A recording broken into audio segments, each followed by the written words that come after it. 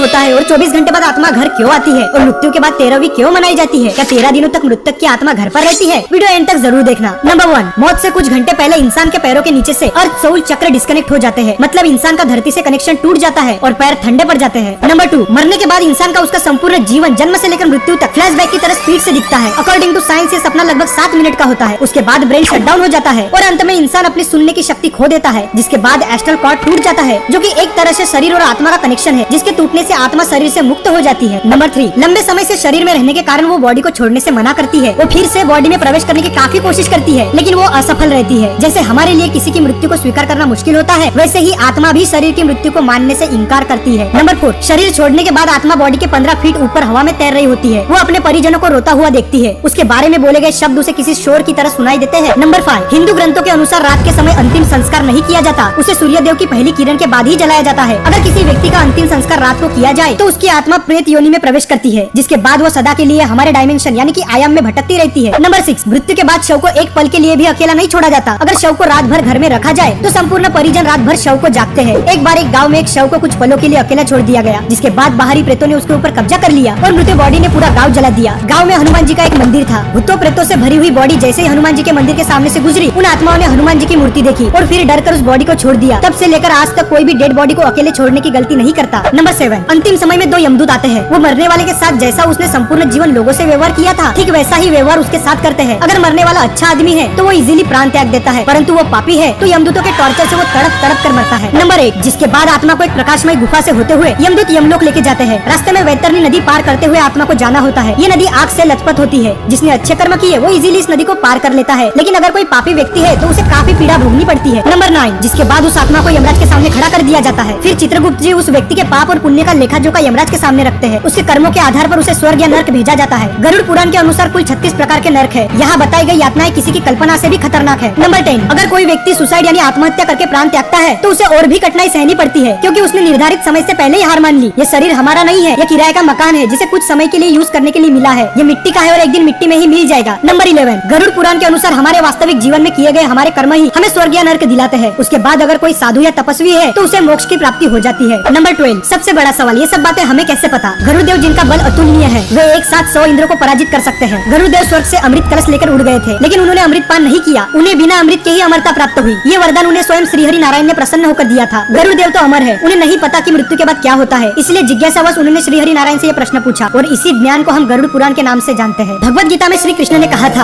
आत्मा न तो पैदा होती है और न ही वह मरती है, वो तो सिर्फ वस्त्र की तरह एक शरीर से दूसरे शरीर में प्रवेश करती है। मृत्यु तो केवल शरीर की होती है, आत्मा की नहीं। ये जीवन मृत्यु का चक्र यूं ही चलता रहता है, इसीलिए don't die before you are dead, मरने से पहले कभी मत मरो। अंतिम समय में राम नाम सत्य है, इसलिए कहा जाता है क्योंकि वही संपूर्ण जीवन का सार है। श्री राम ही सर्वश्रेष्ठ है, वही सत्य है। अगर वीडियो